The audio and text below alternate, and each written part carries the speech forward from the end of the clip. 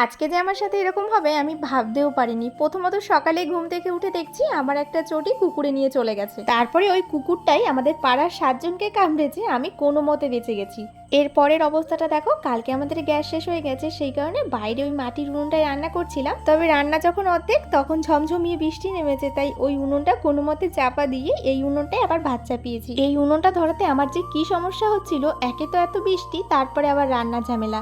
আমি এক প্রকার পুরো ভিজে ভিজেই রান্নাটা করেছি, কারণ তরকারি যখন উনুনে ছিল তখন আমি বাইরের উনুনেই রান্না করছিলাম। বৃষ্টি পড়ার সঙ্গে সঙ্গে সবকিছু টেনে আনতে আনতে আমি পুরো ভিজেই গেছি। ভাত তো হয়ে গেছে, আর এত বড় হাঁড়িতে ভাত উপর দিতে কি কষ্ট যে হয়। বিকালের দিকটা দেখেছো কি পরিমাণে মেঘ করেছে। তবে আজকে আমি আরও যাচ্ছি বাপের বাড়িতে। প্রায় 1 মাস পর আমি বাপের বাড়িতে যাচ্ছি, তবে আমার জন্য মনে হচ্ছে কতদিন পর যাচ্ছি। আমার শ্বশুর বাড়ি থেকে বাপের বাড়ি যেতে প্রায় 3 থেকে 3.5 ঘন্টা সময় লাগে, তো আমাদের এখানে আস্তে আস্তে 8টা বেজে গেছিল। বাড়ি যাওয়ার পথে আবার একটু মিষ্টিও নিয়ে নিলাম।